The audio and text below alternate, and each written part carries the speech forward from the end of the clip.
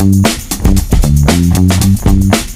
meus amigos e minhas amigas, sejam todos bem-vindos ao nosso primeiro podcast, Frente a Frente com Alisson Gomes, e eu já quero convidar você a interagir conosco através do nosso canal aí no chat, e também você pode, a partir desse momento, já se inscrever em nosso canal, ativar o sininho para que você possa receber todas as nossas notificações, os novos conteúdos que serão postados semanalmente aqui no nosso podcast Frente a Frente com Alisson Gomes. E também você pode já dar aí o seu like, né, o seu joinha e compartilhar esse conteúdo e nos ajudar a crescer esse novo canal de entrevistas, de bate-papo, de conversas profundas com várias personalidades brasileiras. E hoje eu já estou aqui com ele, que é um jovem de 19 anos, já está ingressando na política brasileira, tem uma visão ampla, um visionário, um jovem batalhador, cheio de ideias. Ele é pré-candidato, já pode dizer que é candidato já? Ele é candidato a vereador na cidade de Ceará-Mirim e eu estou falando dele, o Arthur Souza. Não é isso, Arthur Souza? Seja bem-vindo. Primeiro, agradecer a oportunidade, né, de estar falando com esse público, e com certeza, além do nosso público, tem o seu público, que é muito maravilhoso também. E é sempre bom, né, a gente ter esse espaço democrático para expor as nossas ideias, falar sobre o que a gente pensa e como a gente quer construir um futuro próspero para a nossa nação, né? Muito bem, Arthur. E já começando aqui, você tem 19 anos, não é isso? 19 anos. É a primeira vez que você é candidato? É a primeira vez. Primeira vez. E me diz uma coisa, o que é que te motivou a entrar na política? Olha, primeiro que eu sou apaixonado pela minha cidade, né? Sim. Então, quando você ama a sua cidade, o que é que você faz? Você procura as melhores coisas para ela. Tendo em vista isso, eu adentrei um projeto em 2022, que foi a Academia MBL, que é um movimento que eu faço parte. E, cara, isso aí foi o que moldou o meu pensamento político até hoje. Então, lá a gente teve diversas aulas de formação política e lá eu aprendi como fiscalizar o poder público. E eu aprendi também Academia MBL, do Movimento Brasil Livre. É um dos maiores cursos de política, de formação política da América Latina, né? Quer dizer que qualquer pessoa que quiser ser candidato, quiser aprender mais, entender melhor como é que funciona toda a máquina pública, o mecanismo político, deve entrar nessa academia. Deve entrar, inclusive, eu não sei se ainda estão abertas, que agora o nome é Academia Valete. O MBL tem uma revista que o nome é Valete. Sim. E se as inscrições estiverem abertas, eu vou divulgar para vocês se inscreverem lá. Pronto, e é interessante que você faça isso, porque a gente vê muitas pessoas que querem entrar na política, são candidatos, se candidatam, mas às vezes não têm a mínima noção do que fazer na política e nem muito menos conhece o funcionamento do sistema político brasileiro, não sabe o que é um poder legislativo, o que é um poder judiciário, o que é um poder executivo, né? As pessoas não sabem como é que funcionam entre si, né?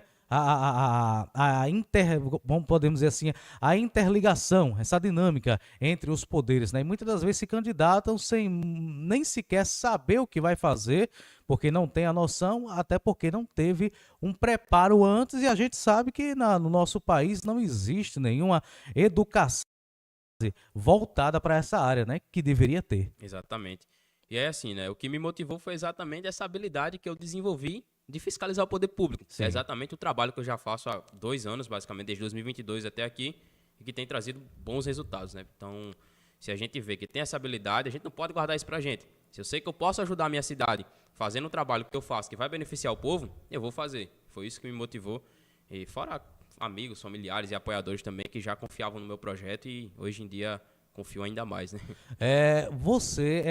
Qual é a tua ideologia política? Você é social-democrata, você é liberal-democrata ou você é conservador-democrata? Vamos lá, eu sou uma pessoa que se coloca no espectro da direita. E aí eu sou conservador, nos costumes, logicamente, sim, e liberal na economia.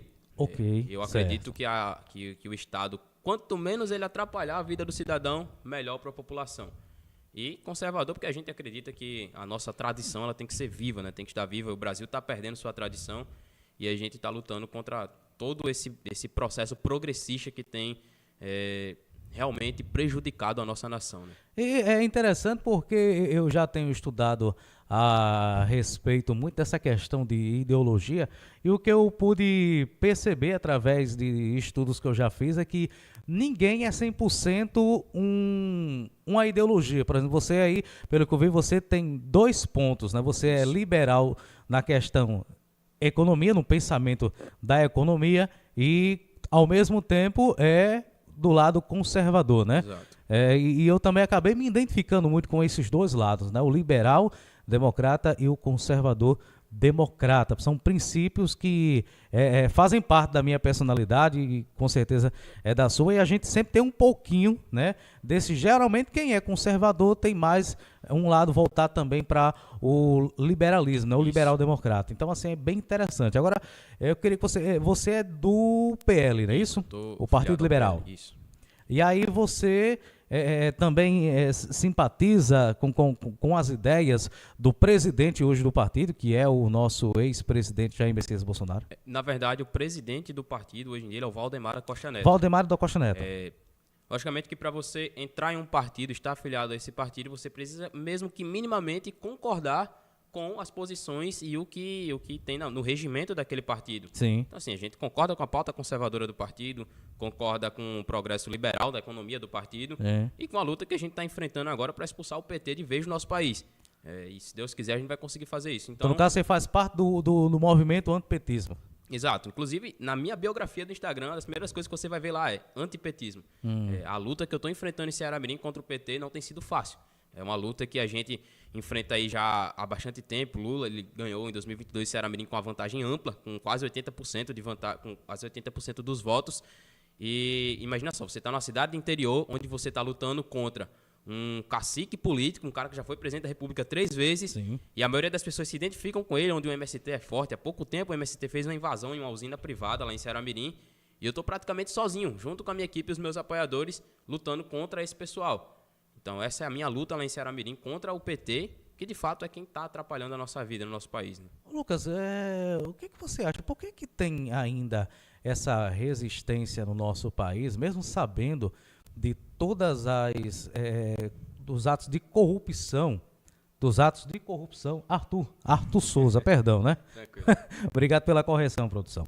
Arthur, essa questão da esquerda ainda predominar em alguns pontos, principalmente na região Nordeste, né?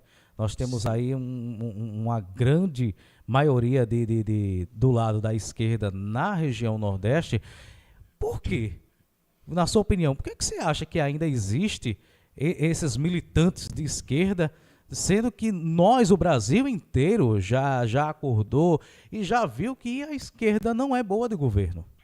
Vamos lá, essa é uma pergunta muito boa, dá pra gente falar bastante sobre isso. O que acontece é o seguinte, os governos petistas, os governos de esquerda, eles, por característica, tomam atitudes que são populistas. Sim. São atitudes voltadas justamente para convencer o povo de que aquela ideia é a ideia boa para o nosso país. Mas, na verdade, não é bem assim que funciona. Por exemplo, a gente tem o Rio Grande do Norte com o pior IDEB do Brasil, né, que é o pior índice de ensino médio público do Brasil. Verdade. A gente tem uma taxa de analfabetismo que é quase o dobro da média nacional aqui no Brasil, no Rio Grande do Norte, governado por uma governadora do PT, petista, de esquerda. E a gente sabe muito bem que as pessoas elas podem saber que aquilo faz mal para elas, que esse governo faz mal. Mas como é que você vai explicar isso para uma pessoa que não sabe ler e nem escrever? Para uma pessoa que no final do mês vai receber um benefício do governo, que, vou comprar minha carninha aqui, sei lá, vou comprar 1 quilo de arroz, e ela vai achar que aquilo é a solução. E os governos petistas, os governos de esquerdas, eles vendem justamente isso como uma solução. E é muito difícil lutar contra isso, cara. Fátima, ela venceu aqui no Rio Grande do Norte com uma ampla vantagem. Isso aí é fato. Então, imagina só, você entrar numa briga contra o PT no Rio Grande do Norte é você entrar, você estar cego e entrar num tiroteio, pô. Entendeu? Então, não é fácil a gente convencer o povo de que essa ideologia é prejudicial, apesar da gente já ter conseguido fazer isso em 2018, quando o Bolsonaro venceu a eleição e derrotou o Haddad, que era o candidato do Lula. E agora a gente perdeu novamente a eleição para o Lula. Está vendo o que está acontecendo com o país e a melhor forma que a gente tem para derrotar essa galera é exatamente isso, mostrando o que está acontecendo com o nosso país. E todo mundo já sabe porque as pessoas estão sentindo na pele, né? E você falou bem a respeito aqui do estado do Rio Grande do Norte, que ainda vamos supor assim, um estado vermelho com relação à política, né? principalmente nas regiões nós periféricas e também no interior do estado, né? Sim. Do Rio Grande do Norte. E você acha que somente através de uma conscientização política, de uma mudança de mentalidade é que a gente poderia vencer essa barreira? Exatamente, com a mudança de mentalidade, mas não exatamente atraindo somente ao projeto do Bolsonaro. A gente precisa mostrar, por mais que seja uma figura que não seja bolsonarista, que vai nos representar lá na frente, que o Rio Grande do Norte é capaz de se livrar do PT, justamente por tudo que a gente tem passado. Cara, esse ano, somente esse ano, tá? A Polícia Civil entrou em greve, a saúde entrou em greve, a educação entrou em greve, a gente teve uma das maiores greves da história do país, com as universidades federais. Por mais que a Universidade Federal pertença ao governo federal, beleza. Mas aí você tem uma influência da governadora do PT que prometeu que teria um alinhamento total ali com o Lula. Sim. E não, a gente não está vendo isso, porque se tivesse acontecendo, a greve não teria durado tanto aqui no Rio Grande do Norte. O Instituto Federal de Ensino Médio, que hoje em dia também fornece cursos de ensino superior, entrou em greve, na maior greve, se eu não me engano, a primeira ou a segunda maior greve da história do Instituto Federal. Então é isso, cara. A gente mostra o que está acontecendo para as pessoas, por mais que elas insistam em votar no PT, e por mais que esse processo vá durar aí, sei lá, 4 eleições, mas a gente vai conseguir, cara. Não vai ser fácil, mas a gente vai conseguir. E eu acredito firmemente que em 2026 o PT nunca mais vai conseguir votar. A partir de 2026 nunca mais vai conseguir votar a governar o Rio Grande do Norte. E você falou com relação aí a pontos importantes, como relação à educação principalmente, né? Que realmente tem deixado a desejar. E se a gente for aqui mencionar os pontos, seria saúde pública, a segurança também, nem se fala, né? Com certeza. Mas assim... É engraçado, é interessante que na época que o presidente Bolsonaro estava como presidente do nosso país, o nosso ex-presidente, ele fez algumas contingências na educação, né, por um motivo justo. Não foi cortes, como disseram, né? Foi apenas uma contingência, um determinado período. Mas não houve necessariamente um prejuízo, né? Nós tivemos aí aumento do salário dos professores, não é isso? Na época do presidente Bolsonaro. O piso salarial. E tivemos muitos que se manifestaram contra o governo federal, o presidente Jair Bolsonaro na época, alegando que ele tinha feito cortes na educação. E a gente vê hoje o presidente Luiz Inácio Lula da Silva eleito, a governadora Fátima Bezerra aqui no Rio Grande do Norte, e nós não vemos manifestações por parte deles em dizer por que não está tendo investimento na educação, sem falar que houve realmente cortes rigorosos de investimentos, principalmente na educação, que é, na minha opinião, a área mais importante, o pilar de qualquer sociedade. Vamos lá. Aí a gente está partindo para um princípio que é o princípio da idolatria política. A gente sabe que a esquerda ela é muito boa em fazer isso. Tudo que o Bolsonaro fez de errado, que logicamente fez coisas erradas, se o Lula fez igual, agora ninguém critica mais. Isso. Os cortes na educação, sou contra todo tipo de corte na educação, que fique bem claro isso. Se o Bolsonaro fez algum tipo de corte, com certeza a esquerda naquela época foi lá e desceu a pancada no cara. Mas isso. Hoje, inclusive na semana passada, o governo federal anunciou um corte quase que bilionário da educação e da saúde também. Isso, então, verdade. Você não vê figuras de esquerda criticando essas ações. Não vê. Não vê, porque assim, para eles não é interessante criticar quem está no espectro político deles. Isso. Como é que a Natália Bonavides, candidata a prefeita de Natal aqui também, Sim. vai criticar o Lula por um corte bilionário na educação? Ela vai ser contra o próprio partido? Não vai, cara. Quer dizer, isso seria uma forma até dela se contradizer naquilo que ela defendia tanto do partido, né, da esquerda, e afirmar uma situação dessa é como se estivesse dando um tiro no pé, né? Um tiro no pé. Lá em Ceará-Mirim, a gente tem uma candidatura agora que está se portando como a candidatura do PT e do presidente Lula, que é a candidatura a prefeito de Marcílio Dantas e de Antônio Peixoto, que já foi prefeito de Ceará-Mirim por 2 mandatos, saiu em 2016 com uma rejeição altíssima, com mais de 50% de rejeição, e os caras agora se comportam como os candidatos do Lula. Mas aí você vai ver. Cara, 2022 ele estava com o bolsonarista na época, o João Maia. O cara era bolsonarista. Verdade. Aí não tem como ele se elegeu pelo PL. Então, agora o cara tá com o PT. Eu não vejo o cara criticar absolutamente nada que o governo Lula fez contra a educação. E aí você vai ver o cara entrando nas comunidades e tal. Não, mas aqui a gente vai melhorar a educação pro seu filho. Não vai, meu amigo. Ele não vai melhorar porque ele apoia o que o PT tá fazendo com a educação, pô. E ele não vai ter coragem de criticar porque estar do lado dele. É aquela coisa, né? Eu vou criticar o cara que está lá do outro lado, mas o meu aqui eu não critico, porque eu vou ser hipócrita aqui. Mas o que importa é vencer a eleição. E aqui eu não trabalho dessa forma, né? Infelizmente, isso foi notório nas últimas eleições da direita no Brasil. Muitas pessoas pegaram, surfaram essa onda, né, da direita brasileira, e só bastou ganhar as eleições para se revelarem quem realmente Exatamente. eles eram, né? Eu poderia dar nomes aqui, mas vou ficar quieto. Mas foram muitos, né? Aqui no estado, a nível nacional também, tivemos até artistas aí se dizendo de direita, e só bastou ganhar para dar a primeira oportunidade pular fora. Então, quer dizer, foram oportunistas, né?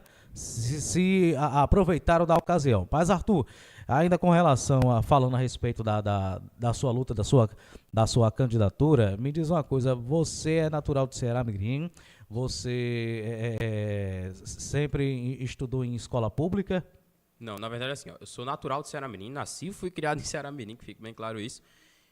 E eu não estudei sempre em escola pública, né? Sim. Apesar de eu ter estudado ali até o 8º ano, mais ou menos, na escola particular.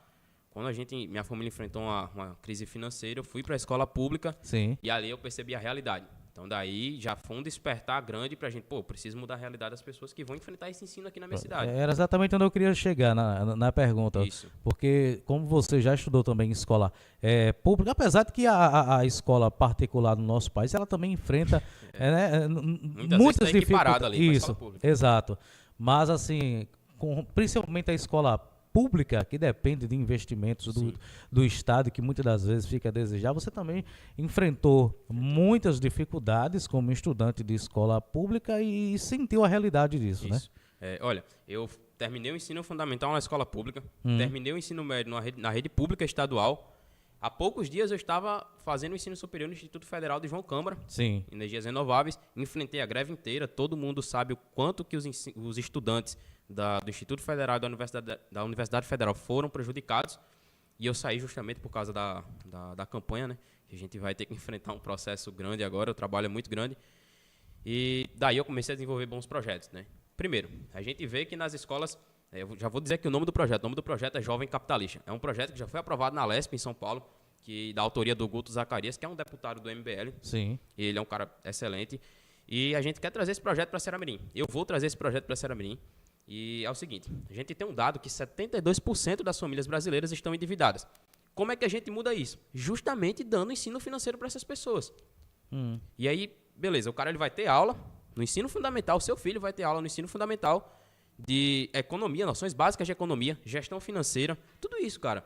Então, é muito benéfico, não tem como ser contra esse projeto. E além disso, eu quero que o jovem de Ceará-Mirim, além de aprender a ganhar dinheiro com esse projeto, que ele vai ter aulas de empreendedorismo também, ele aprenda a administrar o próprio dinheiro, que é justamente isso que, por mais que seja um projeto que vai dar resultados em médio e longo prazo, a gente não pode tirar o mérito do quão positivo vai ser esses resultados, que podem, inclusive, ser a curto prazo, né? O cara ele vai ter uma aula, além de empreendedorismo, ele vai sair da escola, tive uma ideia bacana aqui, vou fazer um empreendedorismo, chamar uns amigos meus aqui, ou até ele sozinho mesmo, e mudar a realidade da minha família. Esse é um dos projetos que a gente tem para a educação de Ceará-Mirim. Tem outros também. É um projeto bem interessante, até porque esse projeto que você está falando, há muitos anos atrás, eu sempre tive esse sonho de que um dia pudesse ter educação financeira nas escolas, né? Porque eu sempre analisei, poxa, nós temos educação de língua portuguesa, matemática, ciência, geografia, história e por aí vai. Até educação física, mas não tem a aula de educação financeira.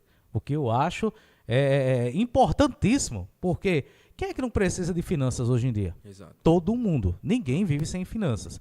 Então, por que as escolas também não têm a matéria de educação financeira para ensinar o indivíduo, desde a sua infância, a ele a saber administrar as suas contas pessoais e até mesmo aprender a investir?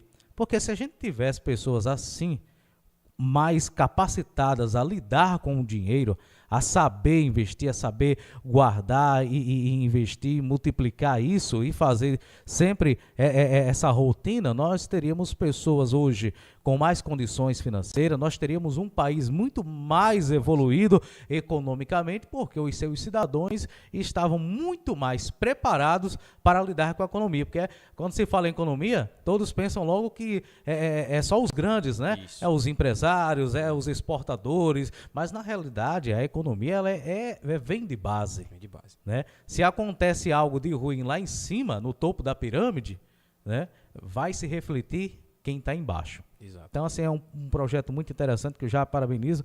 E você, sendo eleito, pretende Pretendo sim, cara. lutar por isso. Lutar. E não só esse projeto de educação. Eu acredito que esse talvez seja o mais fundamental. Sim. Porém, para que esse projeto seja fundamental e aconteça lá na frente, a gente precisa também mudar uma pequena realidade que as escolas de Ceará-Mirim enfrentam. As escolas públicas, especificamente. Quais? Basicamente é o seguinte. Ceará-Mirim, quem decide quem são os gestores das escolas municipais é uma indicação política. Às vezes de um vereador que foi eleito por aquele bairro, ele vai Sim. lá e vai indicar o gestor daquela escola. Então aí você já tem um problema, que não é uma indicação técnica, não é uma eleição como acontece no Estado, é uma indicação política. E acaba ocasionando o voto de cabresto muitas vezes. A escola ela fica completamente dependente, ela não tem independência nenhuma. E se é do diretor ver um problema naquela escola e lutar contra aquele problema, ele não vai lutar porque ele depende do carro comissionado. Da pessoa que o colocou ali. A nossa ideia é o seguinte, mudar essa forma de escolha dos gestores para uma eleição, que é como acontece nas escolas do Estado. A escola que eu estudei, que era a Escola Municipal Dr. Júlio Gomes de Sena, em Ceará-Mirim, ela já teve esse processo em 2019, e aí quando a atual gestão lá de Ceará-Mirim entrou, ele tirou novamente esse processo. Sim. E a gente quer que esse processo de eleição volte para Ceará-Mirim. Por quê? Cara, é muito simples. Não dá pra gente estar numa escola onde o diretor ele é um cargo comissionado que ele é obrigado a prestar serviço a um agente político. Não tem como. E outra coisa, isso incentiva o jovem desde cedo, no caso a comunidade daquela escola vai participar, incentiva o jovem daquela escola desde cedo a participar de um processo democrático. Então, se é do cara dizer, a democracia não funciona. Não, incentiva o cara a participar desde cedo naquela escola, a decidir quem vai ser o gestor da escola dele pelos próximos 2, 3 anos. Então é isso, cara. Esse talvez seja um dos principais projetos que a gente tem junto com esse projeto Jovem Capitalista para a Educação. Ou seja, de fazer com que os próprios alunos, pais, possam decidir quem vai ser o gestor naquela unidade de ensino. E é o que você falou. Nós temos, realmente isso acontece aqui em Natal, em todos os lugares, né? Eu tenho vários exemplos aqui que eu poderia contar, mas vou deixar aqui em off, mas eu já vi de perto escolas aí que antes era até uma referência. No Nossa Senhora da Apresentação, nós temos uma escola que foi num nível padrão no início, realmente era uma escola de referência, tudo funcionava. Mas devido a essas questões políticas, de indicações, hoje tem um gestor, uma gestão lá que infelizmente tem deixado a desejar, pais reclamando toda hora, crianças que voltam para casa porque não tem merenda, não tem aula, falta professores, enfim, é realmente terrível.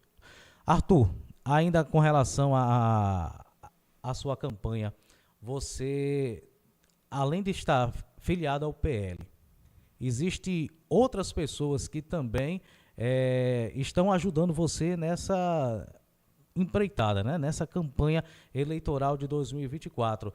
Quem são essas pessoas? Quem são os seus apoiadores hoje? Vamos lá. Os meus apoiadores, lógico, além das pessoas que estão no espectro da direita, que gostam do PL e tudo, sim, são pessoas que querem lutar por uma Ceará-Mirim melhor, que se identificaram no meu trabalho de fiscalização, que é um trabalho que é muito árduo, né? As ameaças, eu recebo ameaças todos os dias por um trabalho de enfrentar o sistema em Ceará-Mirim. Eu ia te perguntar, se você já enfrenta ameaça, né? Com certeza, velho. Muitas, muitas e muitas. O pessoal da minha equipe, inclusive, eles estão vivendo mais agora o dia a dia comigo, eles estão vendo que a barra é realmente pesada, pô. Lutar contra o sistema não é fácil. Eu vi que você fez um BO uma vez. Isso, contra um membro do PT, eu não vou citar o nome do cara aqui, isso aí depende da justiça. O cara simplesmente abriu áudios num grupo público da cidade falando que daria um murro na minha cara. Então, assim, é um membro do PT que já mostra todo o radicalismo dele. Ele fala que tem um pavio curto, que não sabe se controlar. É um despreparo total. Um despreparo total, inclusive é candidato a vereador, pô. Então, assim, a gente luta contra esse tipo de pessoa, né? Eu fiz um embate com um vereador, um questionamento a um vereador em Ceará-Mirim, que o nome dele é Marconi Barbosa. Esse cara votou a favor do aumento do próprio salário em quase 40%. E eu fui lá dentro da Câmara e questionei o cara, no mesmo dia em que eu questionei Robson Faria também. Eu questionei o cara lá dentro da Câmara, o cara não soube explicar, pô. Ah, mas a legislação permite, se a legislação permite, não tem problema nenhum aí. Só que, cara, a gente tá numa cidade, a gente fala sobre uma cidade onde 84% da população não tem acesso a saneamento básico. O próprio nome já fala, saneamento básico. E o cara tá lá na Câmara, na primeira oportunidade que ele tem, votando aumento do próprio salário. Entendeu? Então, essa é a nossa luta que a gente tem lá e as pessoas se identificam exatamente com isso. Os nossos apoiadores, eles compraram a nossa luta, graças a Deus, né, cara? Foi um processo aí muito difícil. Eu fico assim, é algo absurdo, porque nós, como você falou, existe tantas prioridades hoje nos municípios, né? Que é exatamente onde as pessoas, a população está. A falta de saneamento básico é realmente gritante. E aí a gente vê gestores, né, vereadores, deputados, senadores, dando prioridade em aumentar o seu próprio salário. Isso. Quer dizer, aumentar o salário mínimo, ninguém se decide fazer, né? Inventa um monte de coisa. Não dá, porque vai mexer na economia nisso, naquilo outro, vai subir a inflação e tal. Mas aumentar o deles não sobe a inflação, não causa impacto na economia, sem falar que já foi feito cálculos, né? Isso não sou eu que digo, mas já foi feito cálculos que a máquina pública, ela é a que mais causa prejuízo no desenvolvimento do nosso país. Exatamente, cara. Se tirasse todos, aliás, tirar não, mas se diminuísse um pouco o salário de cada parlamentar, senadores, deputados, prefeitos, esse pessoal todo, sobraria tantos recursos, mas tantos recursos, que daria para melhorar o Brasil em quase 100%. Com certeza. Não somente isso, Alisson. O que a gente vê também é que o poder público, ele tem má vontade de resolver as coisas, pô. Isso. Se você vê qualquer coisa ali, uma obra atrasada, que daqui a pouco ela vai custar 20%, 30%, ou até 100% mais cara, ou sei lá, 1000% mais cara, por negligência do poder público. E aqui eu dou um exemplo também, o ginásio de esportes Ceramini, Adeson Eloy, que foi uma obra que eu fiscalizei até o último centavo, até que a obra fosse reinaugurada, custou ali 327 mil mais ou menos a obra ao todo. Estava com um atraso de mais de 8 meses do prazo oficial de entrega, sendo que a obra estava paralisada desde 2020. Ela não tinha andamento desde que foi iniciada, começou o período da pandemia, mas muitas obras durante a pandemia tiveram progresso, mas essa obra especificamente ela não teve. Eu fiscalizei a obra, joguei o vídeo nas redes sociais, enviei documentos oficiais também, somados 2 vídeos de fiscalização que eu postei cobrando, tem quase 20 mil visualizações, não deu outra. Com 2 dias o ex-secretário, né, o Neto Coutinho, que agora é outro secretário, o cara foi lá e anunciou, não, na próxima semana a gente vai reinaugurar o ginásio. Entendeu? Então, assim, falta a vontade do poder público. É o poder público que atrapalha a vida das pessoas. Eles atrapalham mais do que ajudam. E a gente luta contra isso, né? Infelizmente essa é uma realidade. Mas eu vi também, eu estava pesquisando um pouco da sua história, e nas redes sociais eu vi que você chegou a questionar o ex-governador Robson Faria. Como é que foi isso, hein? Vamos lá. Tava com a minha equipe lá na Câmara. Nesse dia, a gente não ia questionar ninguém lá. Assim, diretamente pegar um cara e questionar ele. A gente ia fazer um pequeno discurso, era uma sessão de reinauguração da Câmara, e eu pedi uma oportunidade a um vereador lá da Câmara local para utilizar a tribuna, e dentro dessa tribuna eu ia expor a situação do aumento de salário. Mas aí não foi concedido, porque estava tendo o processo lá de reinauguração e tudo.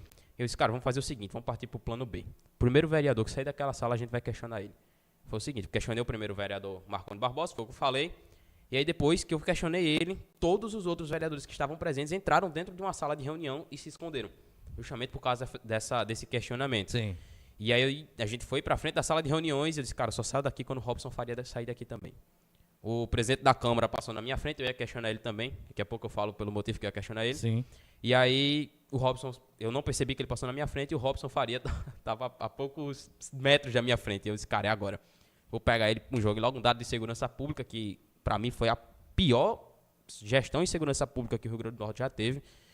E o cara não aceitou e fugiu da Câmara. Saiu pela porta dos fundos, escoltado pelo prefeito e por outras pessoas também.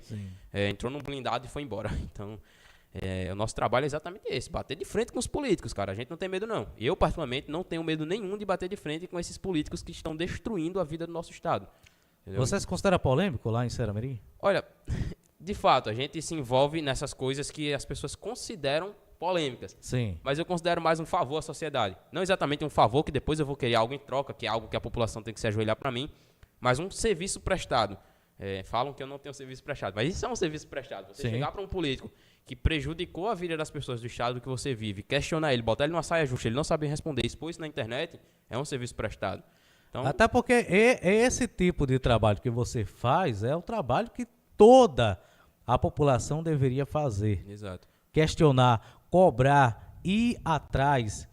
Até porque os gestores públicos, eles nada mais são do que funcionários da população Exato. que os elegeram. Então, assim, o que parece, o que eu vejo assim no nosso país é que quem busca pela verdade, quem tem opiniões diferentes, quem vai atrás, questiona, procura saber o motivo dos fatos, é tido como polêmico, né? Exato. E olha, questionar um político não é você entrar numa polêmica.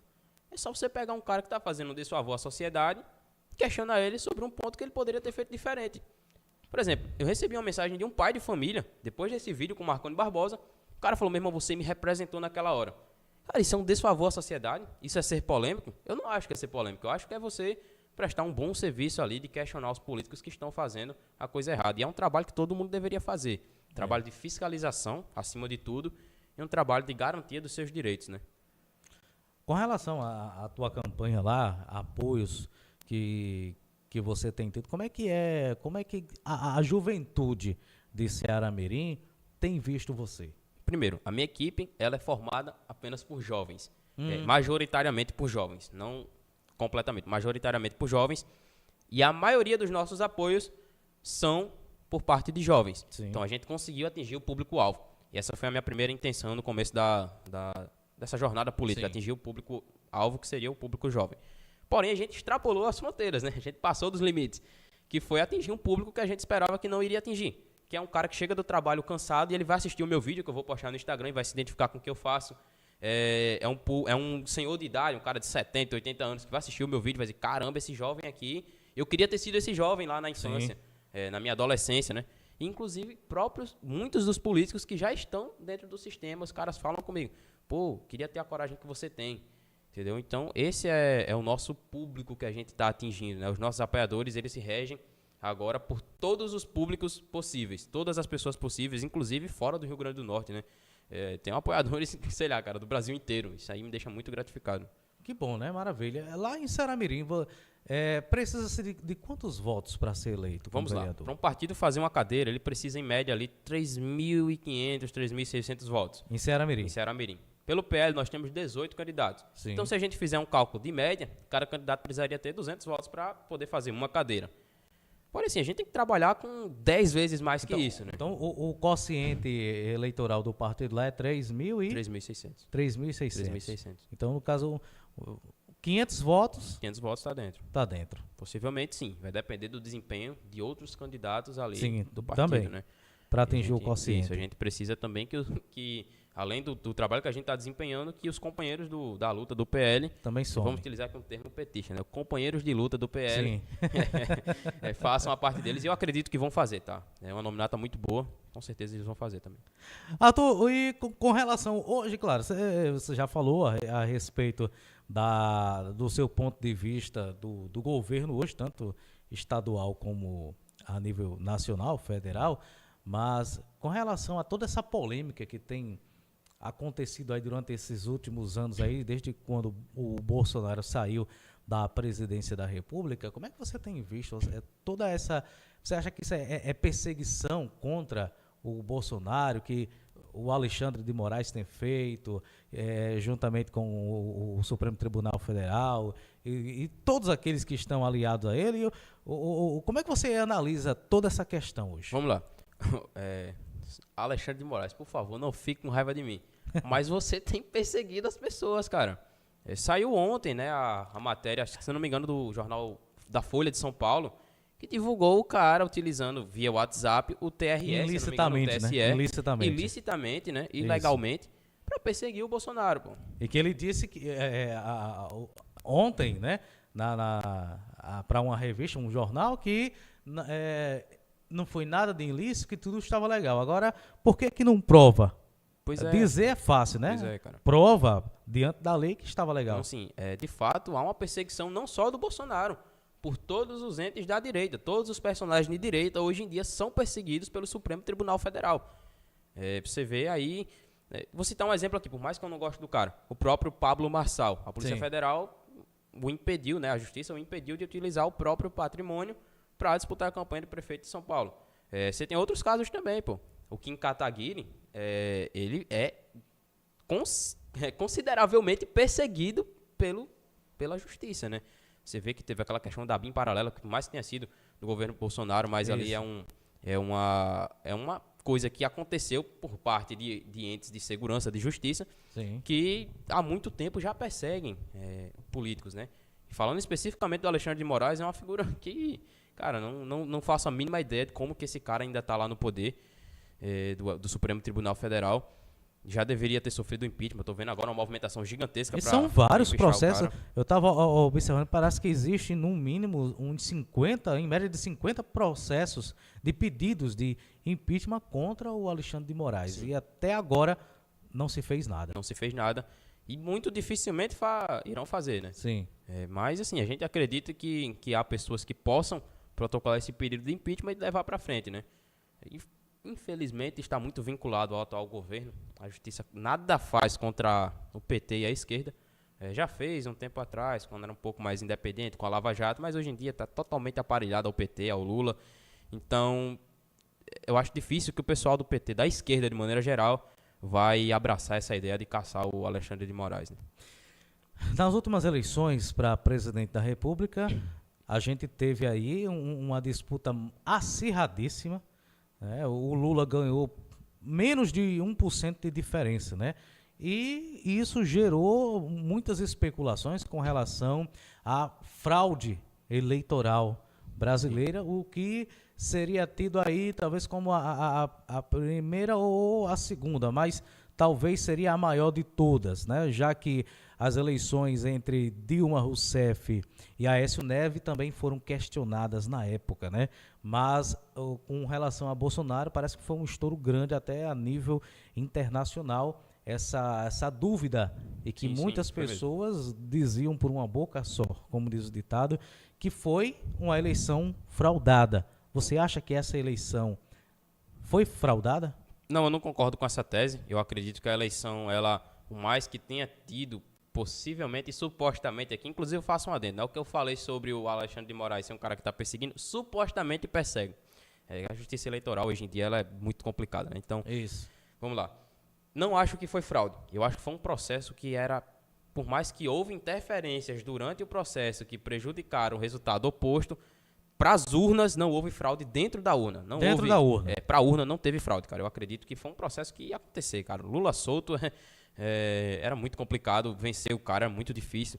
Ele é uma pessoa, uma entidade política, um personagem político que tem uma identificação muito forte com a população, e a gente sabe que o Nordeste aqui é muito forte em decidir eleições, e eu não acredito, verdadeiramente eu não acredito que foi fraude, né?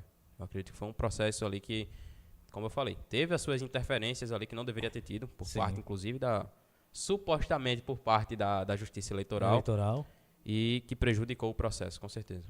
Quais seriam esses tipos de interferências? Vamos lá. O Bolsonaro, ele chegou publicamente em um debate a chamar o Lula de ex-presidiário. Sim. Não é? É verdade. Ele não é ex-presidiário. Não deixa de ser. Você não podia vincular a imagem do Lula ao aborto. Inclusive, o MBL foi processado recentemente. Processado não, está sendo investigado pelos entes aí de segurança pública do país. Sim. Justamente porque chamou o Lula de abortista.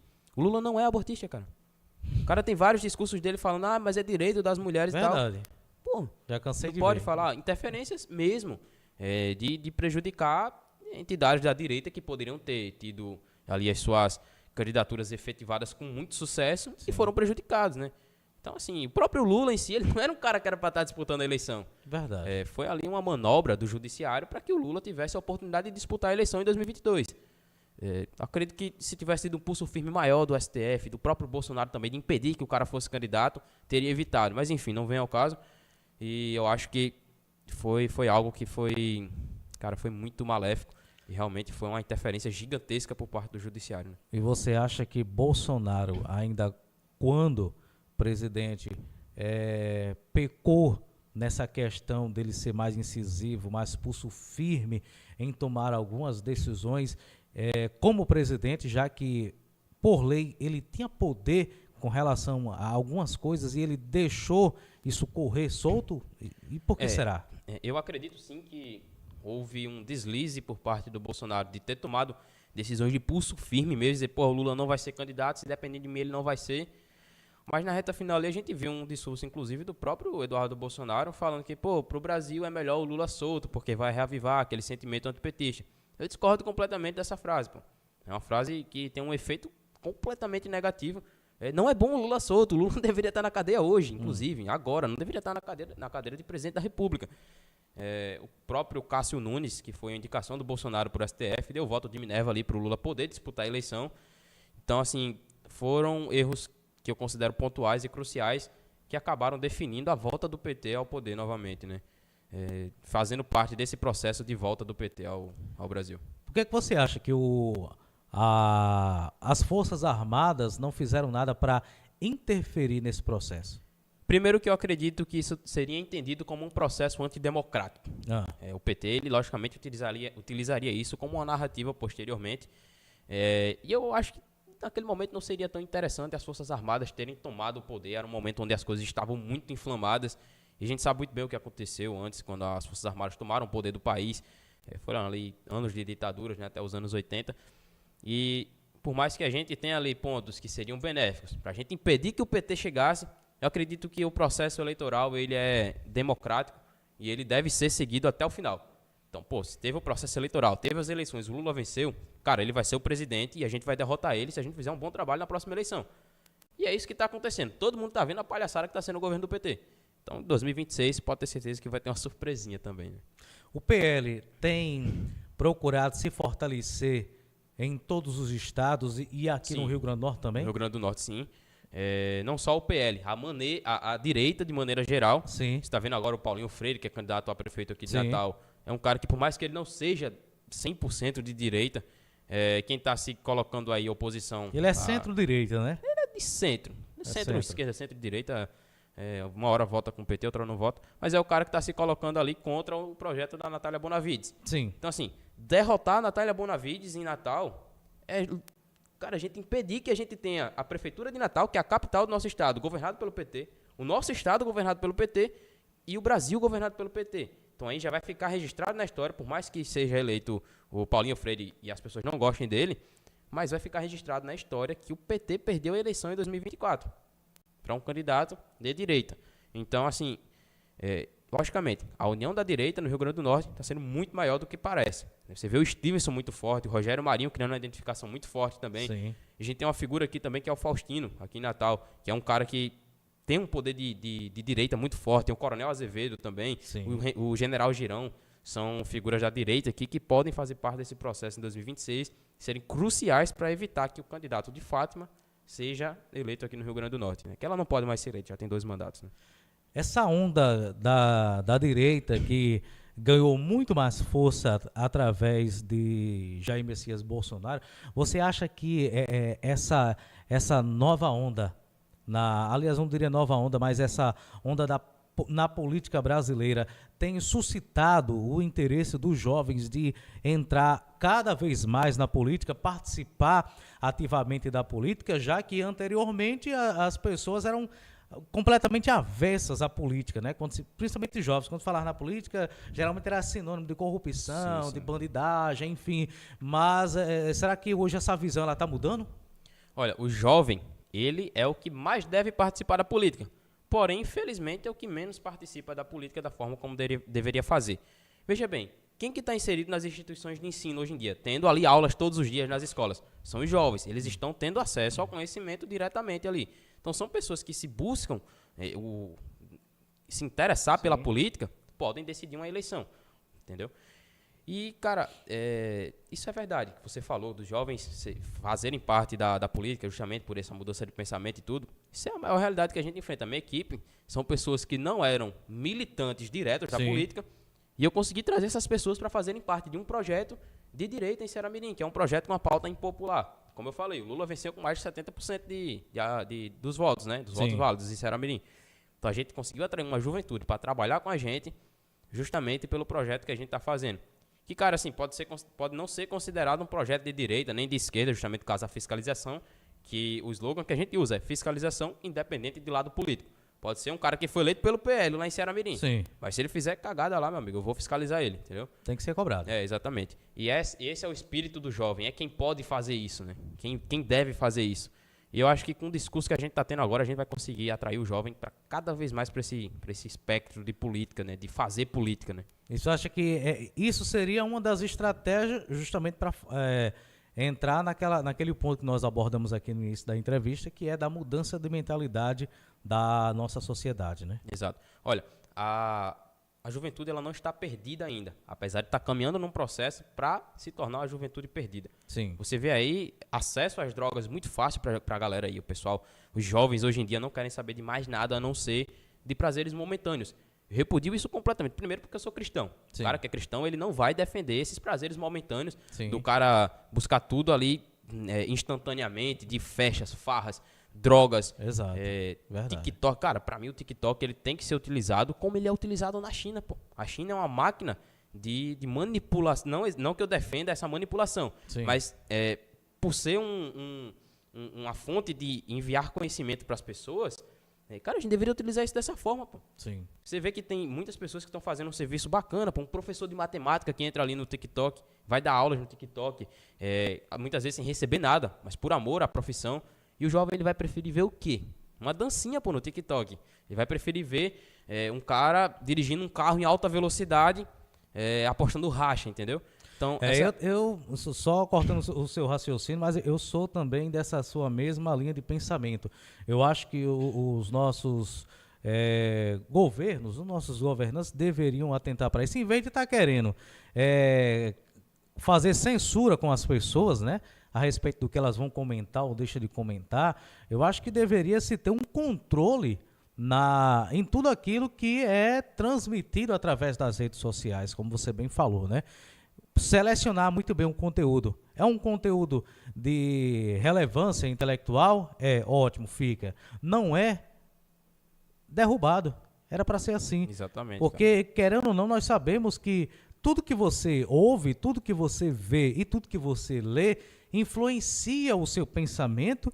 E uma vez influenciando o seu pensamento, isso modifica a sua personalidade e você acaba, muitas das vezes, sendo influenciado por aquilo e seguindo e fazendo aquilo que você está vendo de forma errada. Justamente os jovens na sua fase inicial, que ainda não tem aquela maturidade para saber diferenciar uma coisa da outra, entre o certo e o errado, e acha que tudo é legal, é maneiro, e vai fazendo, e acaba muitas das vezes se tornando um adulto irresponsável, né? Exato. Assim, essa postura da juventude atualmente ela é muito ruim, cara. A gente precisa pegar essas pessoas, essa classe, essa camada da sociedade, sim, e mostrar, pô, você tem capacidade para mudar a realidade do teu país, pô. Para com o que tu tá fazendo aí, pô, deixa essas paradas de lado aí, estuda um pouco sobre a situação do teu país, sobre a história, mas não fica, pô, vendo o TikTok aí o dia inteiro, viciado no TikTok, vendo uma dancinha, vendo um cara defendendo o aborto, querendo te convencer do porquê que matar uma criança, um feto é bom, porquê que isso é positivo, porquê que não tem problema. Vai buscar outro conhecimento, pô, vai estudar sei lá, um Milton Friedman, tá ligado? Vai estudar um Adam Smith, os caras da economia, um Edmund Burke, o pai do conservadorismo. Vai ler a Bíblia, pô, vai ler a Bíblia. Tudo isso vai construir a tua base para tu mudar a história da tua nação, pô. Então estuda, foca no que tu tem que fazer, porque esse futuro que vocês tanto almejam, sim, dependem exclusivamente de vocês, pô. Eu já estou fazendo a minha parte. Eu quero que todo mundo que esteja vendo esse vídeo aí, essa live, faça parte também, pô. É crucial que o jovem que está vendo isso daqui abrace esses projetos, que são projetos de mudança de pensamento, projetos de mudança de realidade da nação, né? Quando você vê um cara falando um projeto desse, você tem que abraçar, velho. Não tem o que fazer. Arthur, quais são hoje os principais problemas da cidade de Ceará-Mirim? São muitos. Vamos citar o primeiro aqui. Sim. Saneamento básico. Sim. É o principal. Uma cidade onde você tem 84% da população que não tem acesso a saneamento básico, alguma coisa está errada. E essa coisa é exatamente a interferência do poder público. 84% Nossa. da população. Você tem o quê? 16% da população que tem acesso a saneamento Mínimo, básico. muito mínimo. E não é um saneamento básico de qualidade. É o saneamento básico que foi feito, mas que tem uma qualidade horrível. Então, assim, inclusive eu tenho um projeto que é o projeto de privatizar o SAAI. Então, a gente tem um pouco de medo desse nome, privatizar. Não é somente você vender para um empresário e deixar livre para o cara, não, pô. É de acabar com a indicação política dentro da empresa, é exatamente o que eu quero para Ceará Mirim, livrar as nossas empresas, as nossas instituições das mãos da prefeitura, do poder público, que prejudicam, realmente prejudicam. Você vê aí, pô, o Ronaldo Venâncio é o cara que era o diretor do SAAI, agora o filho do cara, diretor do SAAI, Marcílio foi diretor, que é o candidato a prefeito lá, que é vice-prefeito, foi diretor do SAAI, a esposa do cara foi diretora do SAAI. Então, cara, não é uma instituição independente focada em resultados. Ah, mas vai aumentar o preço da tarifa. Não vai. A Sabesp em São Paulo foi privatizada recentemente e a primeira medida que a empresa que comprou a Sabesp anunciou foi a redução da tarifa, que está obrigado lá no projeto, é obrigatório no projeto da privatização da Sabesp, que não tem aumento de tarifa. E isso vai fazer parte do projeto de privatização do SAAI de Ceará Mirim também. E você tira pela questão da Coserne aqui no nosso estado, né? Isso. Que foi privatizada e na época crucificaram o Garibaldi Filho, né? Sim. E que ele tinha privatizado a Coserne e bababá, e que ia piorar. E o que a gente viu foi totalmente o contrário. Hoje a Coserne está aí prestando um serviço até com muito mais eficiência, porque eu era criança na época e eu via quando faltava energia, às vezes passava 2 dias para o pessoal da Coserne vir ajeitar. E quando é todo tipo de problema. Hoje, após ela ser privatizada, faltou energia agora, já daqui a pouquinho tem uma equipe já olhando, porque eles já sabem lá, é tudo computadorizado, tudo automático. Então, assim, e nós temos aí uma energia sendo fornecida, a taxa é caro, mas não é pela Coserne, mas sim pelo sistema do governo que aumenta as tarifas, né, de impostos. Infelizmente, esse governo atual é o governo das altas taxas de impostos, isso aí não podemos negar, não é verdade, Arthur? E outra coisa, você vê, além dessa questão de não ter o saneamento básico, para as pessoas que têm acesso ao saneamento básico, sim, são prejudicadas pela falta d'água, cara, é inadmissível. Ano passado a gente passou quase 2 meses consecutivos com falta d'água constante. Eu pergunto a você, do bairro Planalto de Ceará Mirim, Santa Paula, Barretão, muitas vezes até do centro, Novo Horizonte, o que é que você tem enfrentado com a falta d'água? Tudo isso é por causa da interferência do poder público numa empresa que deveria prestar serviço de qualidade para a população e não presta. E que muitas das vezes só funciona como cabide de emprego. Cabide de emprego. As instituições públicas de Ceará Mirim só servem como cabide de emprego. Elas não prestam um serviço minimamente adequado para as pessoas. Somente essa é a função. Que coisa, né? Infelizmente tá aí o recado aí para você que mora em Ceará Mirim, prestar bastante atenção aí na questão da gestão pública. Diretor, a gente tem quanto tempo ainda de programação? 5 minutos? 5 minutinhos, a gente já está chegando aqui ao final, então a gente já vai direcionar aqui a finalização da entrevista. Arthur, qual é o recado que você dá hoje para a população, não só a população de Ceará Mirim, mas também para toda a população norte rio-grandense com relação à visão política?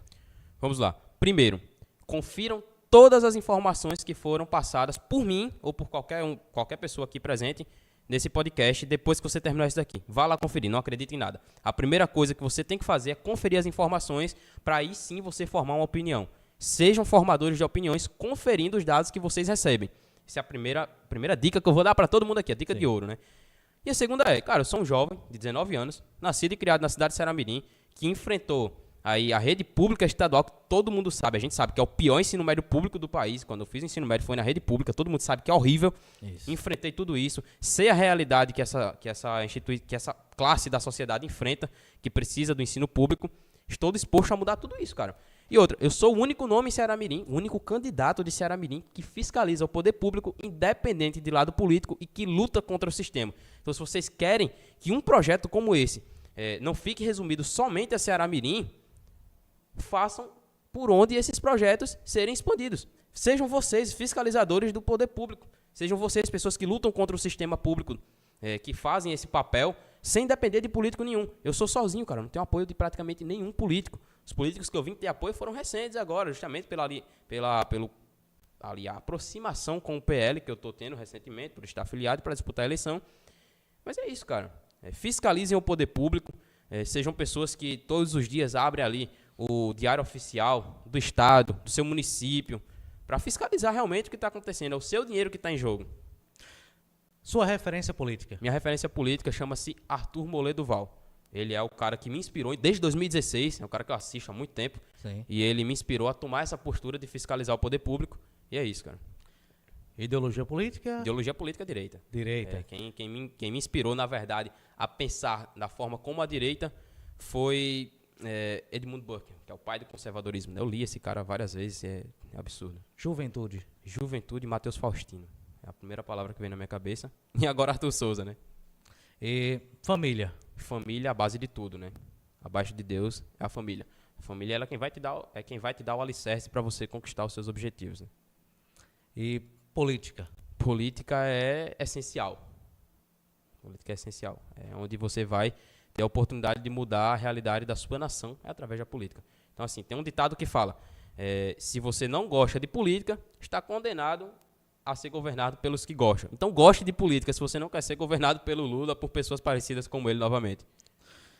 Tá aí, portanto, né? A gente finaliza agora o nosso podcast, a primeira edição do nosso podcast Frente a Frente com Alisson Gomes, e eu tive a honra de ter aqui do meu lado, frente a frente, né? Frente a frente comigo, o Arthur Souza. Arthur Souza, que é candidato a vereador na cidade Ceará-Mirim, aqui no Rio Grande do Norte. Arthur, mais uma vez eu quero agradecer a você por ter aceitado o nosso convite, poder daqui esclarecer muitos pontos, né? Falar a respeito dos seus projetos políticos, da sua atuação como jovem, e foi muito interessante essa entrevista. Eu quero agradecer a você. Muito obrigado. Tá ok? E você aí de casa, você que está assistindo aí através do seu celular, do seu computador, de qualquer outro dispositivo móvel, muito obrigado pela sua audiência. Próximo podcast estaremos aqui, hein? Com Pode Ser Frente a Frente com Alisson Gomes. Já aproveita, se inscreve aí no nosso canal, curte o nosso vídeo, compartilha com a galera e nos ajude aí a crescer esse novo canal Frente a Frente com Alisson Gomes. Forte abraço, até lá.